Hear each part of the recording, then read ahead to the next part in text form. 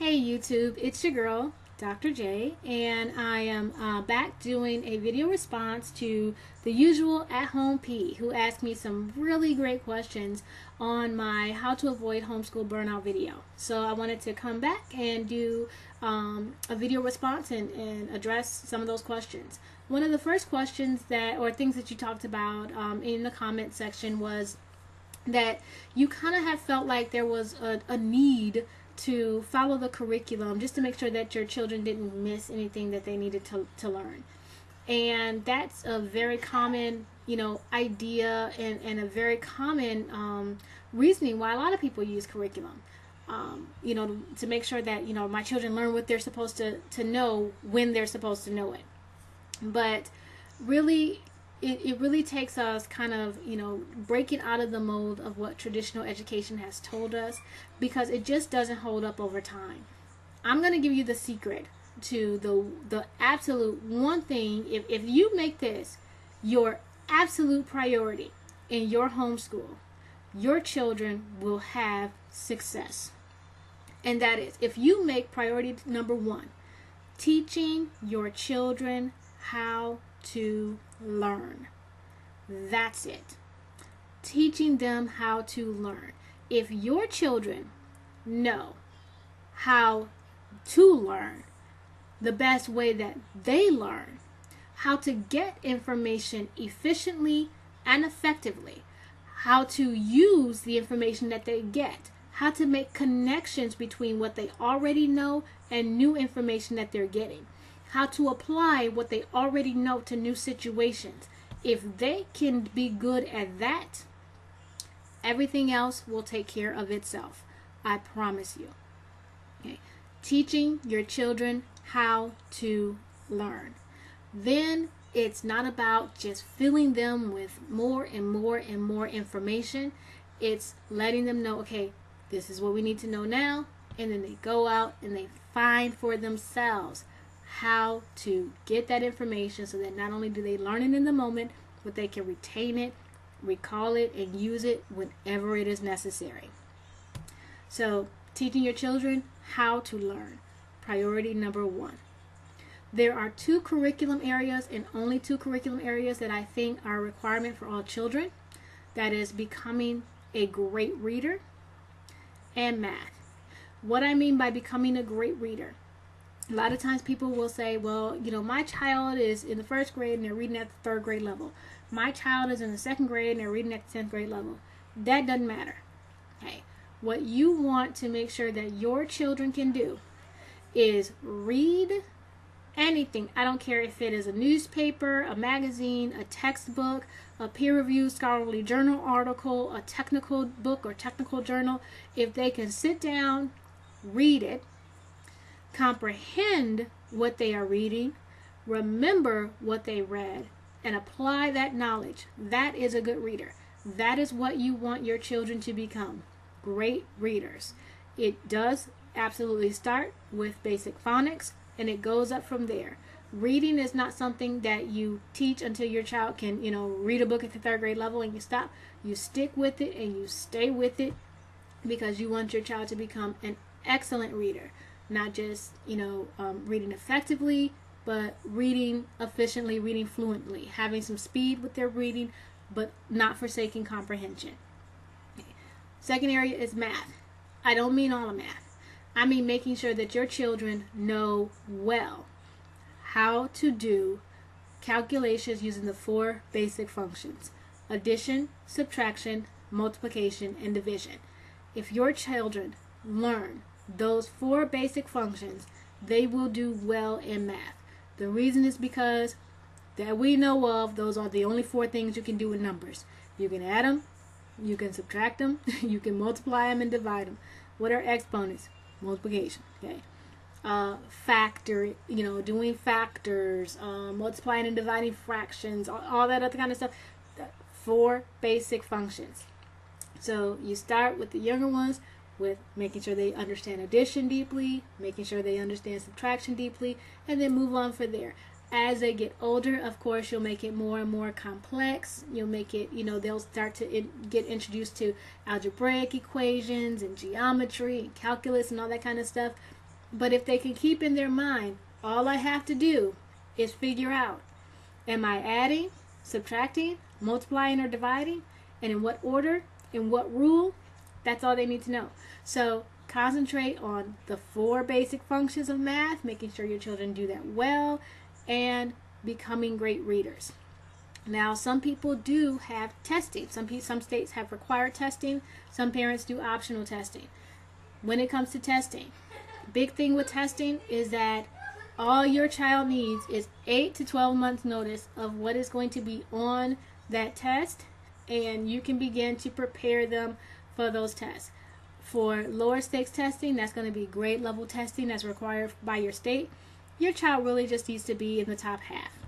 Okay, that's not going to be hard to do, especially because you're going to know what test needs to be taken. Sometimes you get a choice.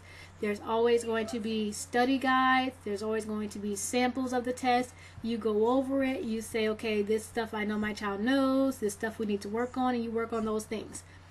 Another big thing, if your child is a great reader, okay, they will be able to get through most of the history, geography, social sciences, and sciences from a standardized test. Okay, it will the answers will just sort of jump out if they are great readers. Okay, so that's why being a great reader is important. And then with math, you want to just know what you should be exposing them to. Okay, when it comes to higher stakes testing like the SAT, ACT, PSAT, as long as you have 12 months notice, so you think about, okay, well, my child is probably going to be going off to college. They're probably going to be going off to college, when they're 18. So they need to take the, PSAT around the 7th grade, 8th grade. Okay, about 12 months before that, start to look at what are the sort of things that are on this test. What sort of things have we not hit? Make sure you hit those things. Get a study guide. I'm telling you, SAT study guides, ACT study guides, they work. They are great. You could take an online class your child can do online. Few hours a day for a couple months. They're not very expensive. Your child will be ready for that test. Your child will do great on that test. If your child is not a great test taker, then you start to get them, make sure that you start to give them testing tips and different things to prepare them for the test. Teach them how to deal with anxiety about tests, all that sort of stuff. Sometimes you can do things with a different route. For instance, you can take the CLEP exam. That tends to be a little bit less pressure. You have ways to study for the CLEP exam. There's some free sites that are online for free for preparing for the CLEP exam. So there are a whole lot of ways to make sure that your child is ready for high stakes testing. It doesn't require that you start to force your child in the 3rd or 4th grade to have the SAT in mind for what you're doing. That is not necessary. Anybody can prepare for a high stakes test in about 12 months, especially if you taught them how to learn, they're a good reader, and they're good in the 4 basic functions of math. It'll be a piece of cake. So while they're young, and 11 is still young, just concentrate on reading well. Just concentrate on knowing those 4 basic functions, and then add more and more as they get more comfortable with the process. Another thing that you talked about was feeling the need to stick with the curriculum sometimes to make sure that you taught your children, what the real world was going to be like, and how, sometimes you got to, stick with stuff. And I would say that's definitely, something that is important to know. But I think that a lot of times we all put pressure on children way before they need it. I know in my area, the local public schools, they give children in kindergarten homework every day.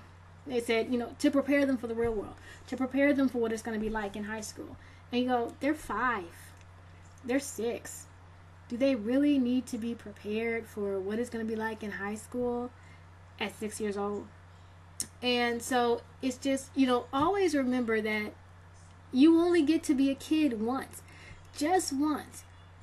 you only get one time in your life where, people say it's good to take a nap in the middle of the day. You only get one time in your life to, go out and swing on swings and run through the yard and scream and shout and have a blast and not have worries.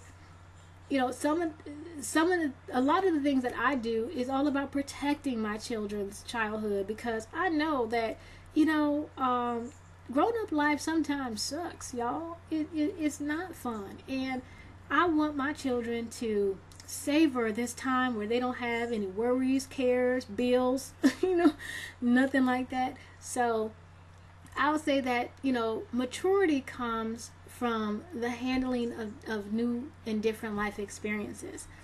We can't force maturity. And a lot of times we put a lot of pressure on kids in an effort to try to teach them how to make it in the real world. But I've taught at the collegiate level for over 15 years. And I see the other side of that. And what I see a lot of times is adults who are in my classroom and they are majoring in something that they hate because they committed to do it. And they said, well, I said this was going to be my major, and I told my parents this is what I was going to major in, and everybody thinks that I'm going to do this, so, here I am. They hate it.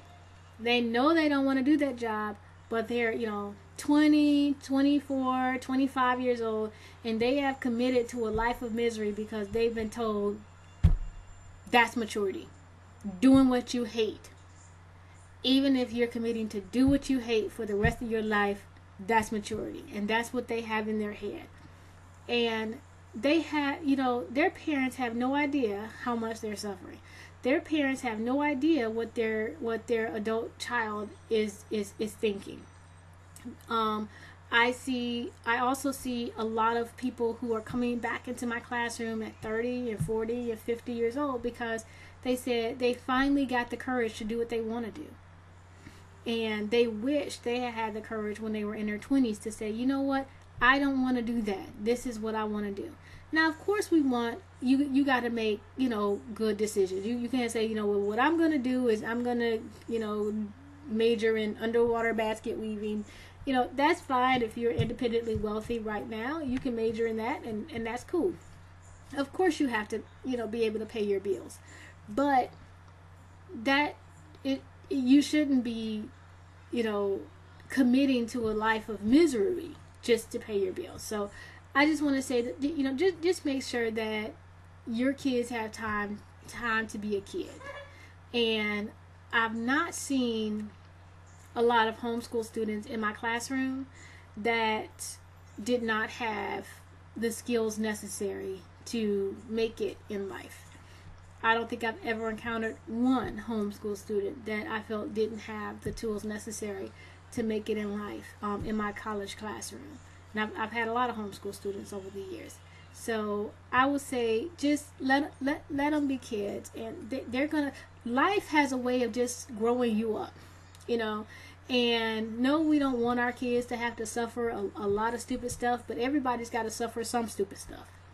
And maturity comes. You want to teach your kid maturity as soon as they are legally able to get a job. Let them get one. Most people are going to be fired from their first job. Let that happen when they're 16 years old, and that'll be a great way to teach them maturity. That'll be a great way to teach them how to grow up. That'll be a great way to teach them how to overcome adversity and those sort of things. So right now at 8 and 11, just let them savor that last little bit of childhood that they have left. Because adulthood, it's beautiful, it's wonderful, but it is nowhere near as amazing as childhood. And so let's let our kids have as much of a childhood as possible. Hope this helps. This is Dr. J, and I'm out. Bye-bye.